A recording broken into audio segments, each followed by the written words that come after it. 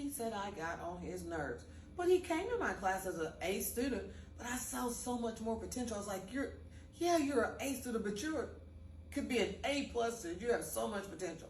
I told him 2 classes. I taught him for creative writing and English. And every day he's like, oh, Miss James, I don't want to do it. Get over there and do it. You know what the thing is? I pushed him and he still kept an A, but he improved so much, so much. And I remember when school started the next year and we had open house. I opened the door and here's this student. I was like, why are you here? This isn't your school. He's like, Miss James, can I come in? Can we talk? I said, I have open house. He said, you don't have anyone else out there waiting? Just give me a couple minutes, Miss James. And I invited him in and he came in and you know what he said to me?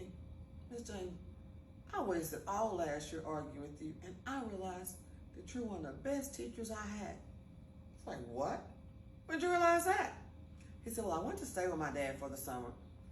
And every time my dad would tell me something, I was like, oh yeah, let me tell you about Miss James, what she said about this. Or Miss James said this, or Miss James said that.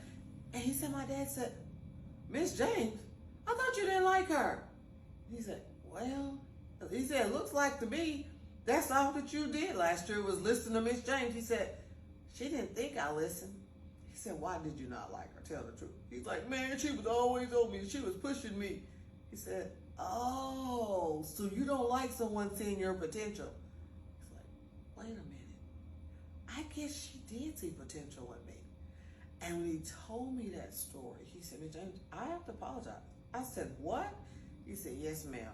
I'm so sorry that I didn't listen to you and I didn't appreciate you. He said, but I came back to tell you to don't stop doing you, Miss James. He's like, if you have another student that's like me, keep doing that. And maybe that student will be like me later on and appreciate you after the fact. He said, but I sure hate I was mad at you last year. We could have had a good year. I said, oh, I had a great year with you. And he said, really? I said, yeah. I said, I knew you had potential. He said, well, I'm going to make you proud when I go to high school. And I said, I am looking forward to that. He just graduated last year and he's enrolled in college. I am so proud of that moment. So, you know what? That's a glimpse into my why. Why do I love teaching? Why do I like students so much that I put myself out there every single day? That's just who I am. It gives me I can talk so much about it, but one of the things I want to say is it gives my life purpose. When I wake up every morning, I realize that I'm responsible for more than just myself. I have kids that are grown, grandkids that parents are taking care of them, but I have to go into that classroom every day and be somebody's best friend, be someone's motivator, be another child's why. That's what makes me love education so much. And it's simply because every single day I have the opportunity to impact knowledge, be a game changer, a motivator, an inspiration.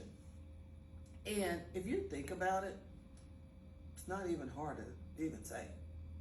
Teachers make all other professions possible. So when I go in my classroom, I realize that every day I may be helping the next millionaire, find his goals and his dreams. Here's something I always tell people. Not everyone's cut out to be a teacher. I think you have to have a lot of patience. You have to be focused, and you have to remember that setbacks aren't setbacks. They're just setting you up for a comeback. I remember one year I had a student. He was absolutely horrible. I'm not even gonna tell a story. He was horrible.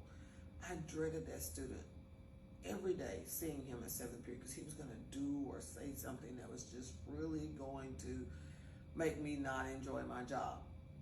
And I looked at him one day and I